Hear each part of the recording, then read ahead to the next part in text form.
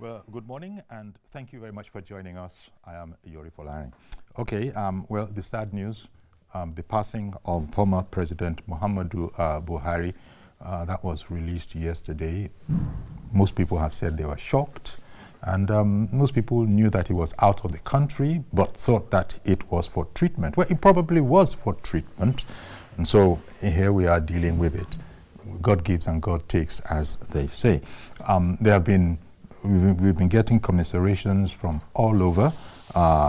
President Tinubu has sent his condolences, has spoken with his wife. Yemi Osinbajo, Professor Yemi Osinbajo has also, expressed his condolence. His condolences are coming from everywhere. Here we're talking about President Muhammadu Buhari, former President Muhammadu Buhari.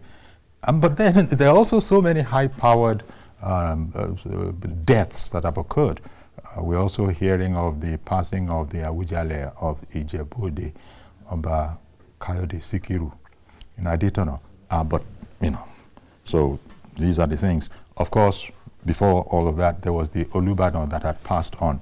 But those are traditional rulers. Here we're talking about the president, former president of the Federation, Muhammadu Buhari. Well, today we'll look at the times of the man, and we'll look at some of the things, what he stood for, what he stood for, and generally talk about, in fact, the way we have it here is that Buhari, death of a Nigerian giant. So that's where we start from, and our guest is Professor Bello Daudun Bada. Professor Bello Daudun Bada is an academic and public affairs analyst. A fine morning to you, Prof. Thank you for making it.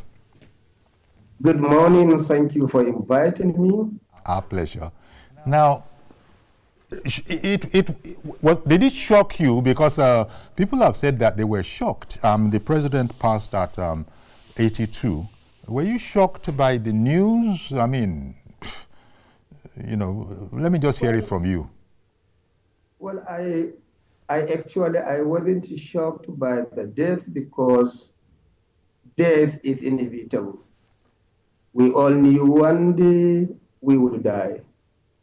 Buhari, at the age of 82, and even when he was president, at one particular time, he was hospitalized for a very long time. And I think we got the information even before the immediate death, that he was also being hospitalized in London. Yes. So therefore you could see an old person at the age of 82 sick, therefore his death was not unexpected. Oh, okay then. What are, I guess there will be many things that you can remember the former president for. I remember that during the electioneering campaign, just before he went into the election that he ultimately won and became the president and served for 8 years, 2 terms of 8 years, the immediate predecessor of, President Bola Ahmed Tinubu. He was much admired in the country. It's like nobody wanted to hear any other name but for Buhari. In fact, those of us that don't speak any northern language, we became, familiar with the expression, say Baba, say Baba. We just knew that, well, that was, people sort of giving their respect. What would you remember? What do you think he can easily be remembered for? Well, I think Buhari would easily be remembered as a kind of person who had an opportunity to rule Nigeria for 8 years as a civilian president without changing his own lifestyle, his eating lifestyle, his dressing, his expenditure. He was a kind of person, he remained very, very much not a kind of person who was, what do we say? So he was very moderate. Yes. In terms of expenditure, in terms of dressing, in terms of his own family, his own house. So you'd always remember him. And you'd always remember him as a person who was not talkative as such. And even after 8 years, you'd remember him as a kind of person whom, when he finished his tenure, would allow the man who succeeded him to continue to do his best without interference. Unlike other past presidents of Nigeria who would continue to interfere and continue embracing the government and the president at a time. So we remember Buhari like that. You know, it's interesting you say that, but that Buhari was a man who, you know, he, as you were saying, he didn't let the office change him. I think that's what you're referring to when you said that he didn't change. He was who he was. A man of perhaps few words. He didn't probably like to talk too much, you know, didn't grant too many interviews. Certainly the press chat that people had become used to, well, I guess President Buhari wasn't exactly a fan of that. But I guess the other thing that sort of preceded him was his sense of discipline. People just had this notion that President Muhammadu Buhari is a highly disciplined individual. And in fact, they looked forward to his coming. This was before he actually was sworn in, before he won the election, was sworn in. And this was before then, and it was thought that a lot of that would come to, you know, bear on his service when it came to the time for him to actually serve. What do you think about this feeling that some expressed that, but the Muhammadu Buhari that we know and that I knew and that I was waiting for, he softened up. He softened up with the result that the kind of lack of tolerance for, you know, mediocrity that I had expected, I didn't see very much of that. What would you say, sir, in that regard? Nigeria of 1983-84, when Buhari came as a military head of state, at the age of about 40 to 42 years, wasn't a Nigeria of 2015 in terms of everything. Even Buhari himself, he was younger by 1983-84. By the time he came for the second coming in 2015, Buhari was about 70 years or even 72 years. So you could really imagine under the complexity of Nigeria. Multi-ethnic, multi-religious, multicultural. Military rule was not like civilian rule. Here you would have to deal with the National Assembly and with the Constitution. And with all others. You had to be tolerant of different views. So people had higher expectations for Buhari because of what they knew happened 31st December 1983 to August 1985. He and the 28-year-old.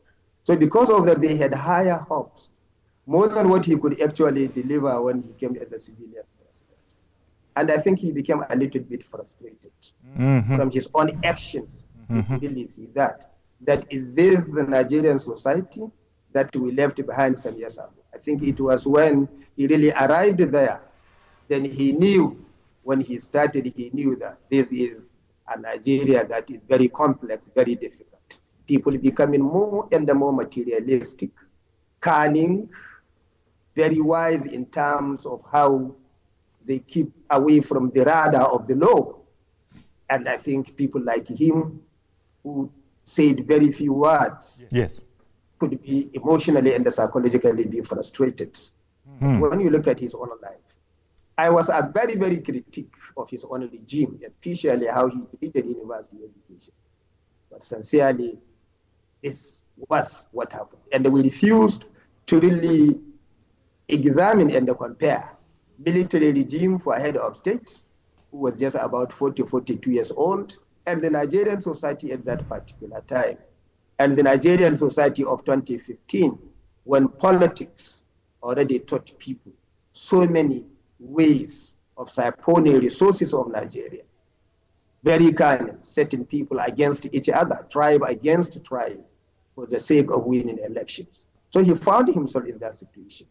And since he didn't know how to lie, So it would be very difficult to achieve that. So people became disappointed, except very few who could really understand. But when you look at his own life as an individual and his words, so you would find. And the age was also telling on him.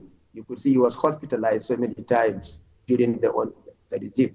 Yes, if the place was not meant for more and more decent, unfortunately, we don't say that. Yeah, but the way Nigerians became so much unpatriotic, so much materialist, so much kind of people could not feel it when they participate in destroying their own country. They don't have feelings. Yes, if no feelings, no emotions, animalistic.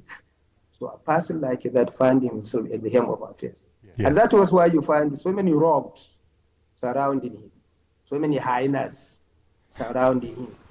I think frustrating. You know, I hear you. I hear what you're saying, and yeah, I can relate to it as we're following it from the outside. The thing with President Buhari, of course, that can be said is that he was persistent. It took him 4 tries. He went to the electorate 4 times before, indeed, he did clinch the prize.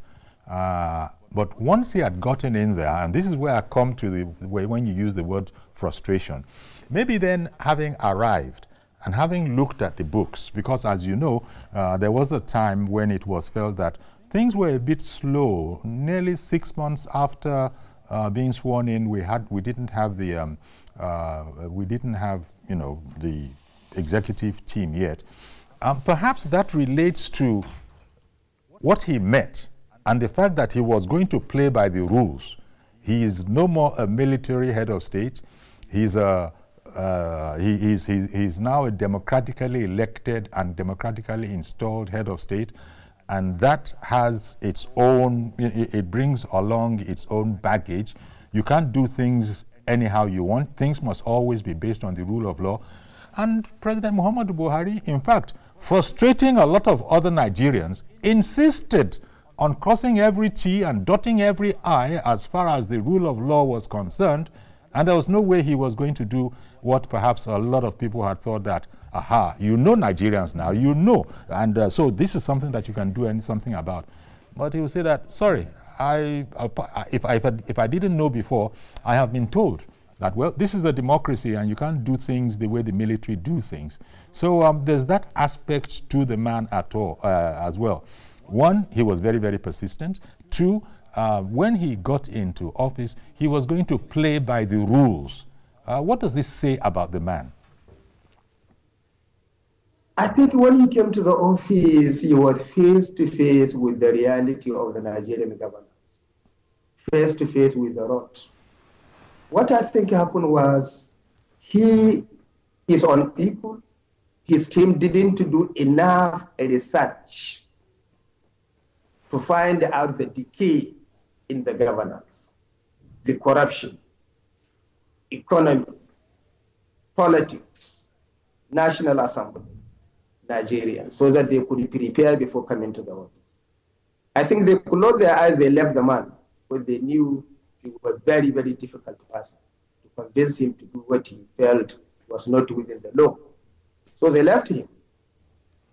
When he was face to face with the rot, I think that was when he was put off. And that was why perhaps it took him many months to really assemble his cabinet, thinking which one shall I going to take. At the beginning, he said he was not going to allow governors to give him his own ministers, since he would not interfere in appointing their own cabinet members. But Nigeria being what it is with the law, at the end of the day, for your second time, you are coming to the same governors, looking for votes. They control the states.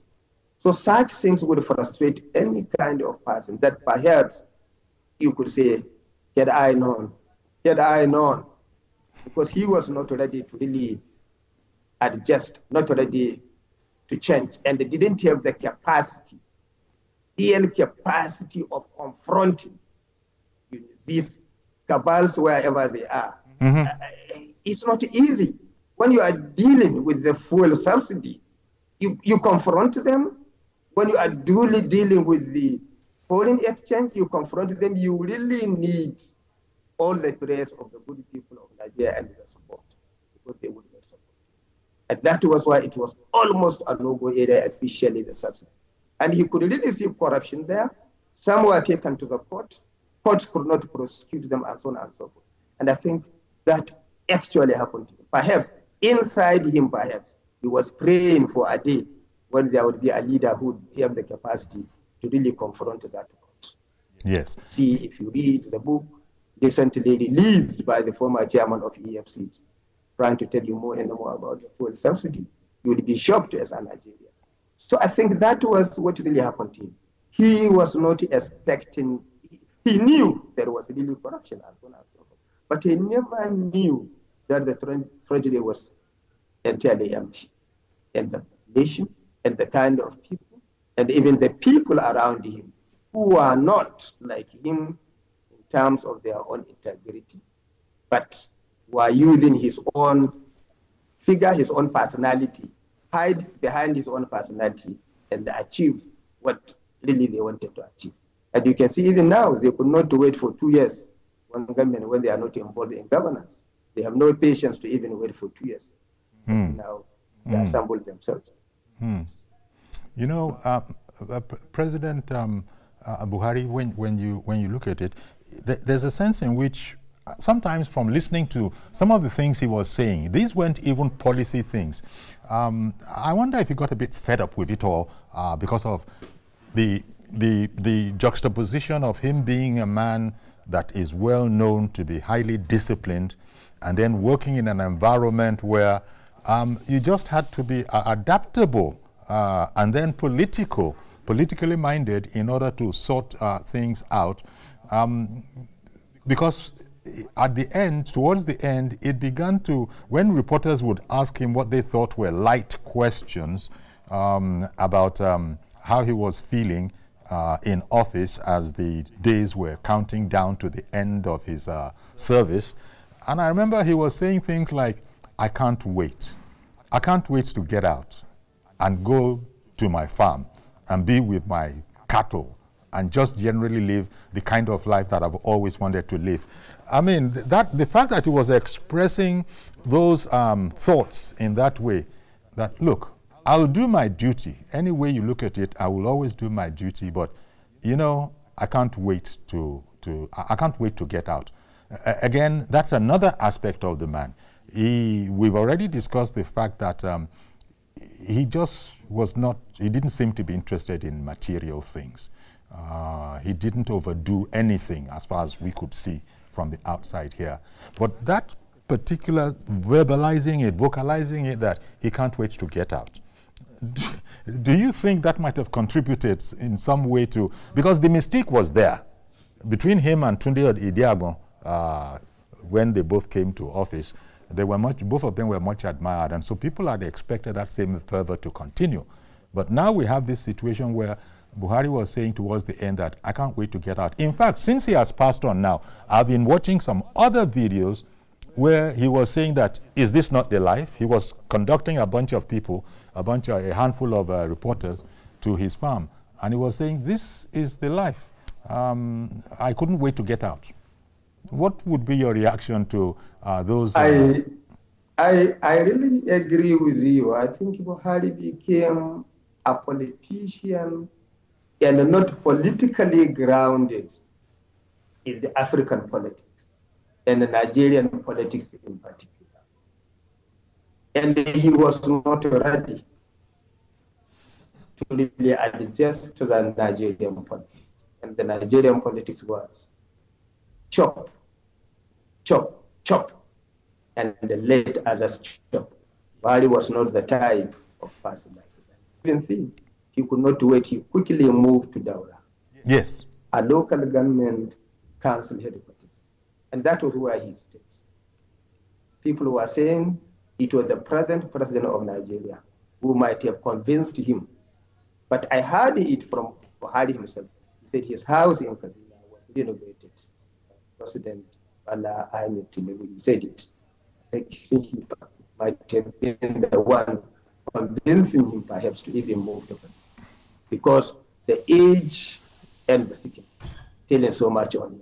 So you could really see some people who are really benefiting materially and very close to him did not want him to really give up. Perhaps Buhari wouldn't even have contested for the second term. People see this. There is no doubt about it. Materially, you can't falter him. In terms of few words, that's how it. And he's very jovial. He can crack jokes, and you in terms of family, you could see he was able to allow his own daughters to get sound education, and they get married. A disciplined family. You don't find his own members of his own family, his daughters, his children. You don't find him trying to associate the government, the treasury, or the state government. So he has that really discipline. It's unfortunate, you see, Nigeria was not ready for him at the time he came. And he was not ready again for the Nigeria he found at that particular time. Mm-hmm. So it became a tragedy to the Nigerian democracy, if you could see it. Mm. I hope we will learn a lesson from that. We pray for his soul to rest in peace. Indeed. But there is this incompatibility. Buhari, his lifestyle, his discipline, and his perception, his worldview, and the Nigerian politics he found when he became president in 2015. I think there is that gap, which we refuse to make research and really find out so that we could avoid pitfalls of that nature in the future for our country. The one thing that I think a lot of people will relate to with former President Muhammadu Buhari is his sense of discipline. He just had this sense of discipline. In fact, he tried to help Nigerians. If you remember back in the time, going back to, one can't be looking at them with too much fondness, the military era. You know, that is the one thing that himself and General Tunde Diagmo at the time felt that Nigeria was lacking in and that they had to work on. It was a question of the discipline. And so they were very, very strong on discipline, you know, for whatever it was worth. But you could see, and I think President Buhari saw that, well, once that era was over and people were free to go about their business in peace, they quickly reverted to some of those things that he and his colleague at the time had decided that it was necessary to adjust. If we look at it, what do you... Sorry, sir. He mentioned it himself, part of, I think, some of his own feelings, that people who stole Nigerian wealth, Nigerian money, yes, during that politics, and their property seized, taken back to government. He said after his tenure ended 20 years ago, when they were not there, he said the same people were allowed to repossess what actually belonged to the government. And he felt Nigerian society kept quiet. The media kept quiet. Yes, if there was a conspiracy, you see, to rob Nigeria of what really belonged to Nigeria. And he had to fight the same people again in politics. You couldn't believe it. People were saying, try first time, second time, third time, he could not make it. And by the time he was able to make it, he found again the road which he thought was not at that level. He found it confronting him, and there was no ideology to refer to. Then there were so many chains of democracy. You are not a military rule. You just have to go to the National Assembly. Yeah. He was not impressed with the National Assembly, not impressed with the Nigerian politicians, not impressed with members of his own party. And therefore, you find he limited even his own movements from Nigeria to other countries, these visits that were almost necessary. I think he found even other foreign countries were more and more interested in companies coming from their own country and getting more and more contracts from Nigeria. That is what is actually normal. People very close to him, again, he was more and more disappointed. And there was no Tunde. Time he looked back, there was no Tunde. Chains all over. by the rules of politics. Yeah. Stopping. He had so many good programs for ordinary people, if you could remember, especially providing fertilizer free to the rural farmers. But it was not reaching the rural farmers. Again, he was also trying to use Bank of Industry and others to empower industrialists, to establish companies here.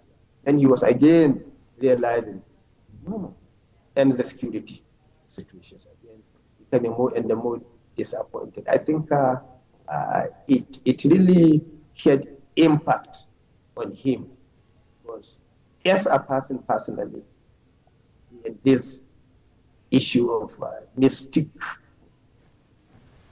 personality. So you could see this a lot. This incompatibility you could see. The Nigerian political scene and the people like him, and so on and so forth. Even the most experienced Nigerian politician, when he comes to power, he will find politics in Nigeria very difficult, because people are ready to use every sentence, every emotion. When they are personally affected, when their fortunes personally are affected, they are ready to use religion, to use tribe if you don't belong to their tribe, to fight you. Ordinary people may not understand that it is their personal interest that is affected, but they mobilize pastors, the imams, the traditional rulers, and fight you. And I think Buhari realized really this. He was not in the good books, you know, of such elders, definitely, because Buhari would not give you personal money or take a government's property and give you pushing your life. Buhari that wasn't his style. Exactly. Yeah, so okay. Let me ask you this about Muhammadu Buhari, Prof. You alluded to it earlier. Since President Muhammadu Buhari left office, is it that we haven't had enough time, or I can't remember him addressing the country one way or the other about what's going on now? In other words, he is leaving those that are here now to get on with the job. And, you know, that's not how it has always been. Some people have moved out of office, but if you weren't very careful, you wouldn't have noticed it from the frequency with which they come into public affairs, comment on public affairs. Is that something that we can also put down to, one, the fact that he's a gentleman, officer and gentleman, and the fact that he's a highly disciplined person? Once he left it, he left it.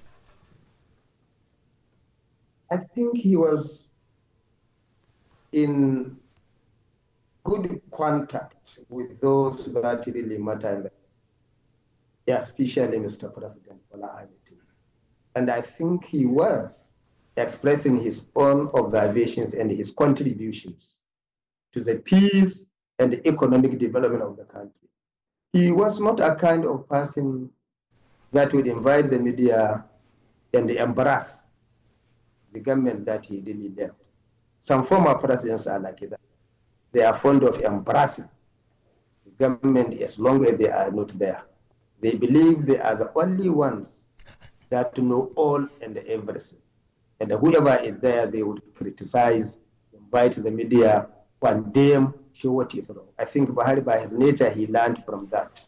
He didn't like that when it was being done to him. And you could see he was not attacking, even when he was president. He was not attacking Jonathan, whom he succeeded, even though you knew how the competition was. And I think they related very well. So when he left office, I believe, if you observe happenings, he was in good contact with Mr. President. And on some occasions, he used to praise Mr. President. Okay. One or two times publicly. But I believe he was in good contact, giving his own contribution and so on and so forth. He believes, as a disciplined gentleman, it would not be good for you in a country where you rule for 8 years to be inviting the media and embracing a person who is there, because in one way or the other, one policy does not make life better for some people in the country, and you just see that opportunity, use the media as former president, and mobilize the populace against the government. I think that was what he was. He said it publicly, even his house, that was it. Okay. Let me bring on this caller. Good morning, Mr. Joshua in Iriwole. Good morning, Mr. Joshua. Calling from Iriwole. Okay, I see what happened. We lost that call. So, you know, President Muhammadu Buhari passed, and the president, you know, has commiserated. Flags are supposed to be flying. In fact, they will be flying at, never mind supposed to be. Flags are at half-mast because as a mark of respect for a great man who served his country and is now passed on. And we're looking at legacies. What, Prof, would you say are some of the legacies that you know, we could attribute to Buhari's time in service? Well, I think consistency. Somebody who will be consistent in what he really believes. Remember, when people of his own party, and even those of not his party, visited him in his house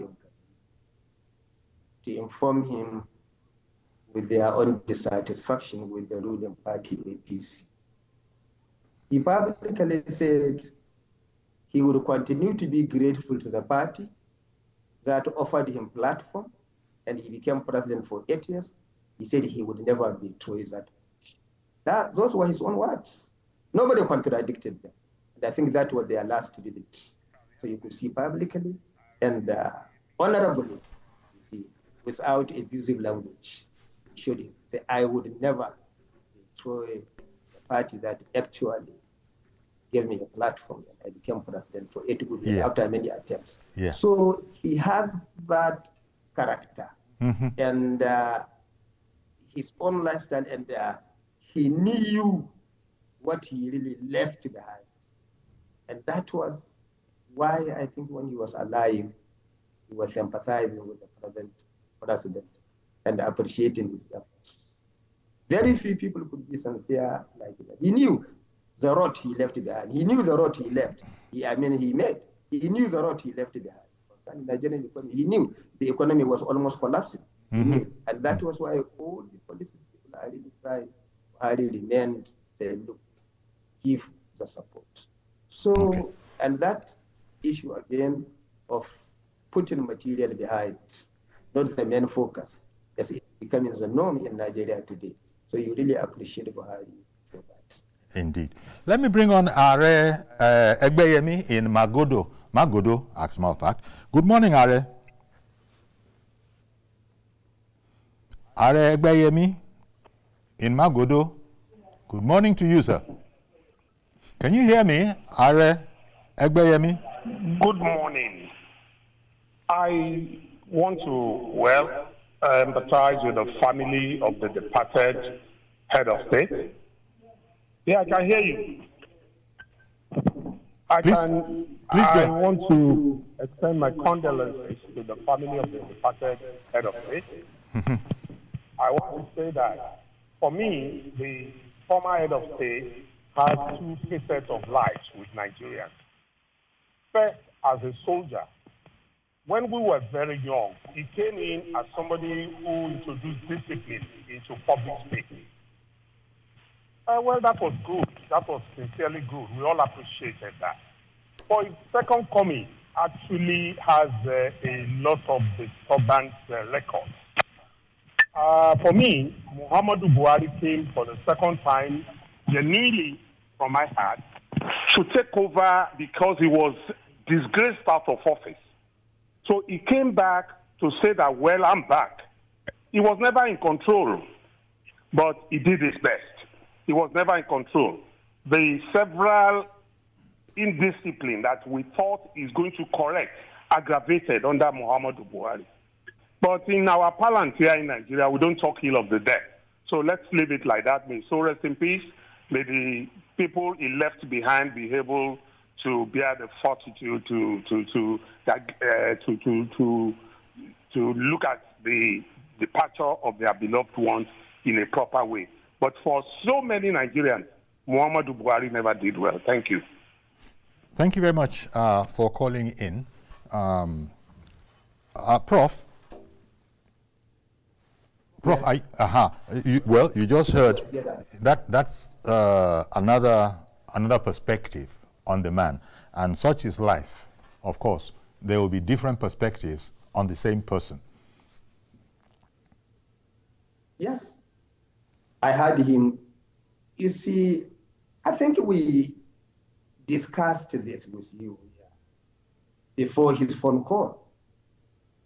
Look, the environment itself and the time, we said, was not easy. Perhaps Buhari could have said, had I known, I think I mentioned this. You see, even the most experienced politician in Nigeria find himself in the seat of power, because as long as the environment, the people, patriotism is very low, and the people are divided according to their own religion or tribe, and the politicians are very cunning. Once they are disappointed personally, they know how to mobilize traditional rulers, religious rulers, tribal leaders. They know how to mobilize them against you. Things would be very difficult. Not only Buhari, any person coming to rule Nigeria. You could see very good policy that would come, that would improve your economy, that will be opposed. And if you don't be careful, you have to draw back. Or during elections, you will suffer defeat. So you could really see this. And I think I earlier said, Buhari does not have, or did not have, his mom, did not have that kind of capacity to turn evil for evil. You see, didn't have that. He could not turn evil for evil. That's the Nigerian politics. And that was why he could not really impress people in his second coming. Many people were disappointed in his own coming. The context, we look at it contextually, and you will continue to see other leaders that will come after his tenure. That's Nigeria. Indeed. We really need to talk to ourselves. Let me bring on Ibrahim in Minna. Good morning, Ibrahim. Good morning, Uncle Yori. Good morning, sir. Thank you for calling in. Yes. We have to condole with the departed, which him control the family and the nation as a whole, and we beg the God to forgive his shortcomings. And like human being himself has said it, that whatever mistake he made, people should find way of forgiving him one way or the other. But when Buhari came as a military man, we saw a level of discipline. He was trying to introduce the culture of discipline. And the culture of discipline was the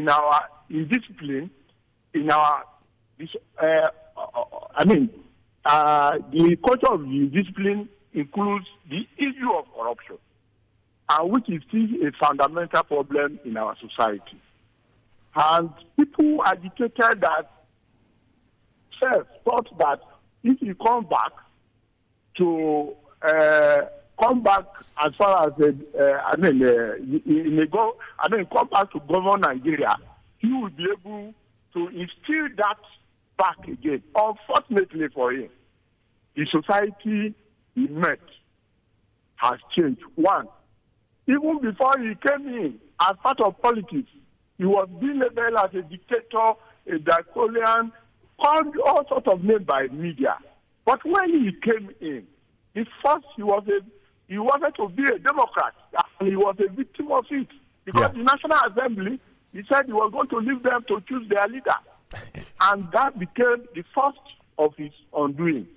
And again, when he wanted to fight corruption, the media, the same media, were saying, you don't fight corruption in this way, you have to go through all this and that.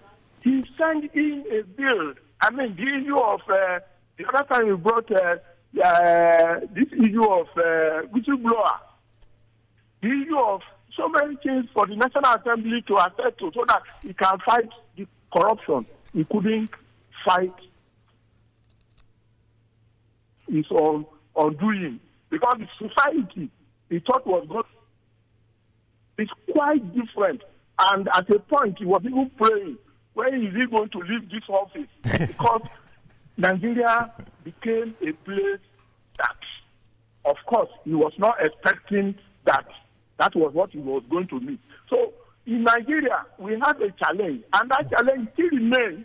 The challenge still remains that until we have somebody like that has that integrity, the integrity, the discipline, and I can surround himself with people who have similar character, we are still going to be rotating around. As long as so he was defeated by those people that surrounded him.